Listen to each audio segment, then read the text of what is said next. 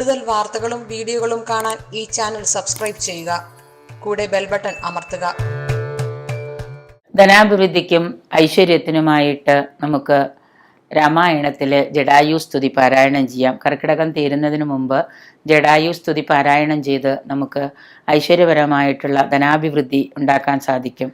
ലൗകിക സുഖ സമൃദ്ധിക്ക് ഏറ്റവും ഗുണകരമാണ്. കടബാധ്യതകളൊക്കെ മാറാനായിട്ടൊക്കെ നമുക്ക് ധനാഭിവൃദ്ധി ഉണ്ടാവാനും കുടുംബത്തിൽ ധന ശോഷണം ഉണ്ടെങ്കിൽ അതൊക്കെ മാറി ഐശ്വര്യ സമ്പത്ത് വരാനൊക്കെ ആയിട്ട് നമുക്ക് ഈ പറയുന്ന ജടായു സ്തുതി നമ്മുടെ ഭാഗ്യം തെളിയാനും, അതുപോലെ തന്നെ പാരായണ ആരംഭത്തിലും അന്ത്യത്തിലും ഒക്കെ ഓം നമോ വിഷ്ണവേ വിശ്വതർപ്പണ പരാത്മനെ നമ എന്ന മന്ത്രം, അതായത് പാരായണത്തിൻ്റെ ആദ്യത്തിലും അവസാനത്തിലും ഓം നമോ വിഷ്ണവേ വിശ്വദർപ്പണ പരാത്മനെ നമ എന്ന മന്ത്രം 48 പ്രാവശ്യം നമ്മൾ ഈ സ്തുതി ജടായു സ്തുതി പാരായണം ചെയ്യുന്നതിന് മുൻപ് 48 പ്രാവശ്യം ഈ പറയുന്ന മന്ത്രം മൂലമന്ത്രം നമ്മൾ ജപിക്കണം.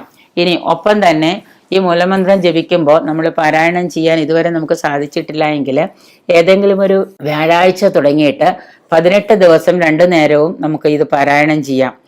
ഏതെങ്കിലും ഒരു വ്യാഴാഴ്ച ആയിരിക്കണം. 2 നേരവും 18 ദിവസം നമ്മളിത് പാരായണം ചെയ്താൽ നമുക്ക് കുടുംബത്തിൽ ധനാഭിവൃദ്ധിയും ഐശ്വര്യവും സമൃദ്ധിയും ഒക്കെ ഉണ്ടാവും. ഓം നമോ വിഷ്ണവേ വിശ്വദർപ്പണെ പരമാത്മനെ നമ എന്നാണ് മന്ത്രം. അത് 48 പ്രാവശ്യം ജപത്തിന് മുൻപും പാരായണത്തിന് മുൻപും പാരായണ ശേഷവും നമ്മൾ മുമ്പും പിമ്പും നമ്മളിത് ഈ മന്ത്രം 48 പ്രാവശ്യം ജപിക്കണം.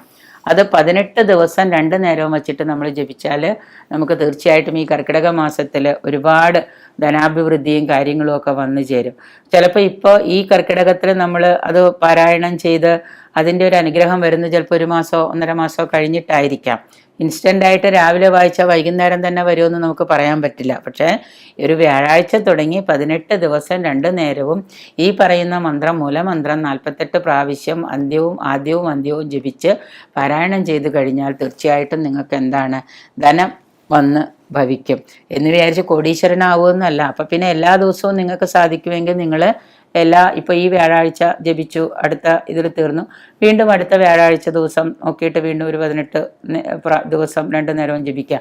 പിന്നെ എന്താണെന്ന് വെച്ച് കഴിഞ്ഞാൽ ചെറിയ തോതിലൊരു വ്രത നമുക്ക് നിർബന്ധമാണ്. മത്സ്യമാംസാദികളൊക്കെ കഴിക്കാതെ ഒരു വ്രതം എടുക്കുന്നത് നന്നായിരിക്കും ഈ പാരായണ സമയത്ത്. അതാണൊരു ബുദ്ധിമുട്ട്. അതിന്ന് ആർക്കും സാധിക്കാത്തത് കൊണ്ട് മാത്രമാണ് ഇങ്ങനെയുള്ള കാര്യങ്ങളൊന്നും നമുക്ക് നടപ്പിലാക്കാൻ പറ്റാത്തതാണ്. വ്രതം ആചരിച്ചുകൊണ്ട് പാരായണം എന്നല്ല ഒരു കാര്യവും നമ്മുടെ ഇന്നത്തെ തലമുറയ്ക്ക് സാധ്യമല്ല. അതുകൊണ്ട് തീർച്ചയായിട്ടും വ്രതനിഷ്ഠ വളരെ അത്യാവശ്യമാണ് ഈ പാരായണം തുടങ്ങുന്ന സമയത്ത്.